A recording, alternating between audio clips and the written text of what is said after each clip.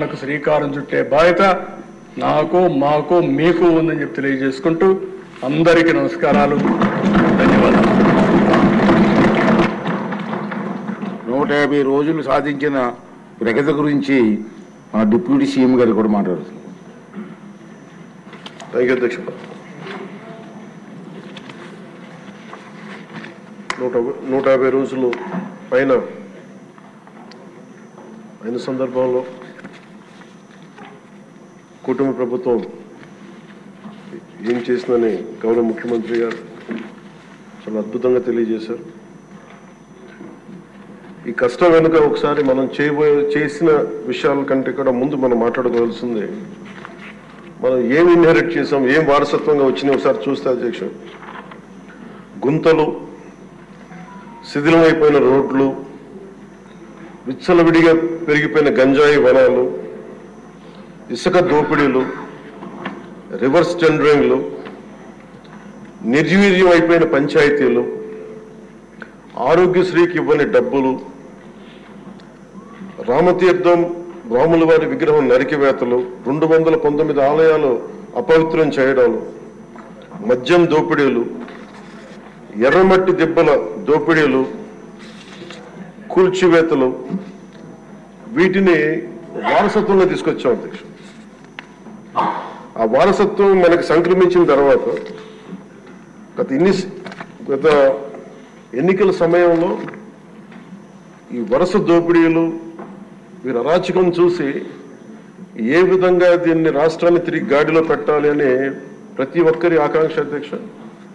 ఆ సమయంలో 3 సార్లు ముఖ్యమంత్రిగా చేసి ఈ రోజున భారతదేశంలో తెలుగువారు, భారతీయులు ఎక్కడున్నా సరే దాంట్లో దాదాపు సగం వంతు తెలుగువారే ఉండడానికి ముఖ్య కారకులు. నాలెడ్జ్ ఎకానమీ అనేది ప్రాతిపదిక చేసుకొని దాన్ని దేశమంతా విస్తరించిన ఒక విజనరీ. అలాంటి అనుభవం గల ఒక పాలసీ మేకర్ ముఖ్యమంత్రి, ఆయన్ని కూడా ఇబ్బందులు పెట్టి ఆ రోజు జైల్లో పెట్టినా, ఆయన్ని ఎన్ని రకాలుగా పెట్టినా ఒకటే అనుకున్నాం, ఇలాంటి వారసత్వంగా వచ్చిన సమస్యలను మనం ఎలా అధిగమించగలం అని. ఈ రోజున 150 రోజుల పాలనలో ముఖ్యమంత్రి గారు చెప్పింది, గౌరవ ముఖ్యమంత్రి గారు చెప్పింది చాలా ఉత్సాహం ఇచ్చింది, ఉత్సాహాన్ని నింపింది, భవిష్యత్తు పట్ల విశ్వాసాన్ని తీసుకొచ్చింది. సో మనస్ఫూర్తిగా వారికి నా ధన్యవాదాలు తెలియజేసుకున్నాను అధ్యక్ష. నాకు సంపూర్ణమైన విశ్వాసం ఉంది అధ్యక్ష. ఇది మొన్న మహారాష్ట్రకి వెళ్తే నేను ఆ మాట చెప్తున్నప్పుడు ప్రతిసారి మన రాష్ట్రం మీద చాలా బాధ అనిపించింది. మహారాష్ట్ర $1 ట్రిలియన్ ఎకానమీ అవ్వాలని మనస్ఫూర్తిగా కోరుకుంటున్నానని. నా మనసులో ఇబ్బంది పడింది ఏంటంటే మన రాష్ట్రానికి ఎందుకు అది బలంగా చెప్పలేకపోయామనేది. కాకపోతే మనకు వారసత్వం వచ్చిన సమస్యలు కాబట్టి ఆ రోజున చెప్పలేకపోయాను. ఈ రోజు నాకు 150 రోజుల గౌరవ ముఖ్యమంత్రి గారి అనుభవంతో కూడిన ఈ పాలనలో నాకు సంపూర్ణమైన విశ్వాసం ఉంది అధ్యక్ష. ఆంధ్రప్రదేశ్ $1 ట్రిలియన్ ఎకానమీగా అతి త్వరలోనే ఈ 5 సంవత్సరాలు వెళ్తుందని మనసు సంపూర్ణ విశ్వాసం ఉంది. $1 ట్రిలియన్ మన ప్రజలకు అర్థం అవడానికి 7,65,000 కోట్ల ఎకానమీ. గత ప్రభుత్వం మనల్ని ఎకానమీని నిర్వీర్యం చేసింది, ఇబ్బంది పాలు చేసింది, అన్ని రంగాల్లోనూ రాష్ట్ర ప్రభుత్వాన్ని వెనక్కి తీసుకెళ్లిపోయింది.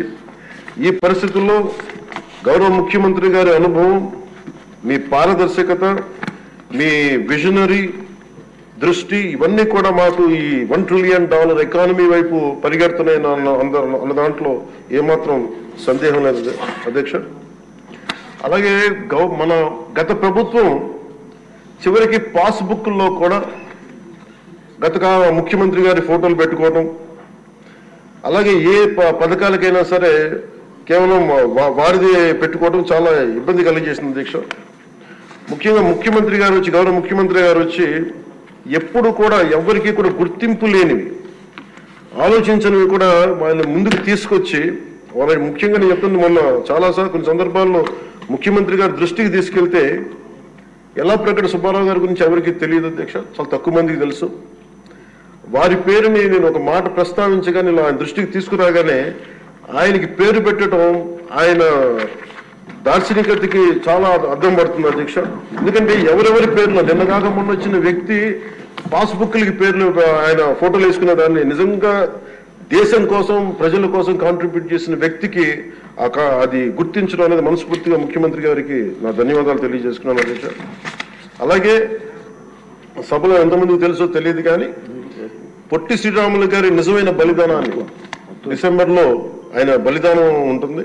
ఆయన చనిపోయారు మన కోసం. దాన్ని రాష్ట్ర ప్రభుత్వం అధికారం దినంగా దాన్ని జరుపుకోవాలని చెప్పి